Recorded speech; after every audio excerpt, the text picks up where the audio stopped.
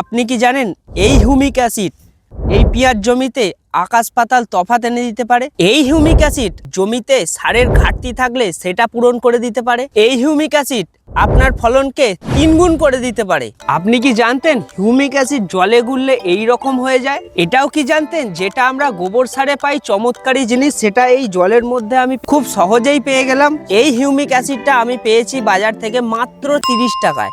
এইভাবে প্রত্যেকটি গাছের গোড়ায়। আচ্ছা, এই হিউমিক অ্যাসিড আসলে কি? গোবর সার পচে গাছের পাতা পচে এই হিউমিক অ্যাসিড তৈরি হয়, সেটাই এখন পাওয়া যাচ্ছে বাজারে প্যাকেটজাতকরণে। অনেক কোম্পানি আবার এটাকে লিকুইড ভাবেও বিক্রি করছে, অনেক কোম্পানি এটাকে দানাদার গুঁড়ো অবস্থাতেও বিক্রি করছে। আমার হাতে আছে এখন গুঁড়ো হিউমিক অ্যাসিডের প্যাকেট, যার মধ্যে আছে 95% হিউমিক অ্যাসিড। এই হিউমিক অ্যাসিডকে আমাকে পৌঁছে দিতে হবে পেঁয়াজ গাছের গোড়ায় একদম শিকড়ে। তাহলে কিভাবে ব্যবহার করব? উত্তরটা খুব সহজ, জলে গুলে গাছের গোড়ায় দিতে হবে। জল সেচের আগে সারের সঙ্গে মিশিয়ে ছড়িয়ে দিতে পারো, অথবা জল সেচের সময় যেখান দিয়ে জল যাবে জলের সাথে মিশিয়ে দিতে পারো। আর না হলে আমার মতো এই বালতিতে জলে গুলে গাছের গোড়ায় গোড়ায় ঢেলে দিতে পারো।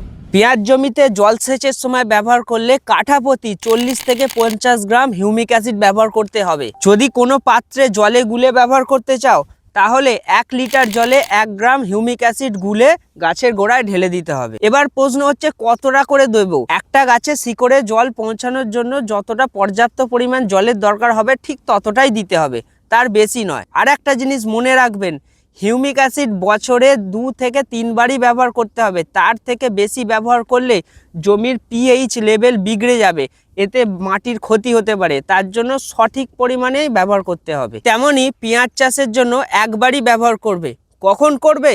যখন জমিতে প্রথম জলসেচ দেবে তখন এটা ব্যবহার করতে পারবে, কারণ এটি মাটিতে নাইট্রোজেন, ফসফরাস ও পটাশিয়াম শোষণের ক্ষমতা বাড়ায়, আর মাটির জল ধরে রাখার ক্ষমতা বৃদ্ধি করে এবং চারা গাছের শিকড় চাড়াতে সাহায্য করে। অর্থাৎ মাটি থেকে সার শুষে নেওয়ার ক্ষমতাটা এই হিউমিক অ্যাসিড কাজ করে। হিউমিক অ্যাসিডটা কিন্তু কোনো সার নয়, এটা একটা অনুঘটক।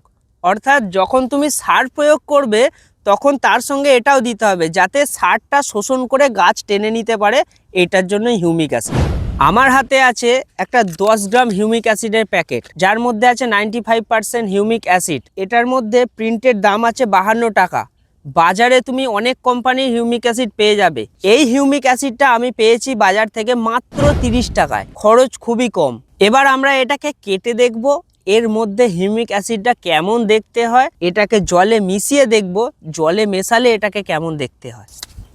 এই হলো আমার হিউমিক অ্যাসিড, আমি একটু হাতে ঢেলে দেখাই। দেখো, এটা দানাদার এবং কালো রঙের দেখতে।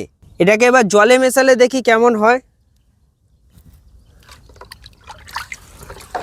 জলটা একদম কালচে হয়ে গেল। এটা আমার গোলা কমপ্লিট হয়ে গেল। 10 লিটার জলে আমি 10 গ্রাম এই হিউমিক অ্যাসিড গুলে নিলাম। জলটা একদম পুরো কালো কুচকুচে হয়ে গেল। এইভাবে আমি ভালো করে মিশিয়ে নেবো যাতে পুরো হিউমিক অ্যাসিডটা জলের মধ্যে ভালোভাবে গুলে যায়। এইভাবে আমি গাছের গোড়ায় ঢেলে দেবো যাতে অ্যাসিডটা জলে গুলে একদম মাটির শিকড়ে পৌঁছে যায় এবং গাছ সেটা ভালোভাবে শুষে নিয়ে সারগুলোকে ভালো করে কাজে লাগাতে পারে। খেয়াল রাখতে হবে একদম যেন গাছের গোড়ায় পৌঁছায়। এইভাবে প্রত্যেকটি গাছের গোড়ায় পর্যাপ্ত পরিমাণে ঢেলে দিতে হবে, যতটা তার শিকড়ে দরকার শিকড়ে পৌঁছাবে ততটা। আর রেজাল্টটা এটা তুমি ব্যবহার না করলে কোনোদিন বুঝতে পারবে না। এই হিউমিক অ্যাসিডের গুণাগুণ সম্বন্ধে আপনাদের জেনে কেমন লাগলো অবশ্যই এটা কমেন্ট করে আমাদের জানাবেন।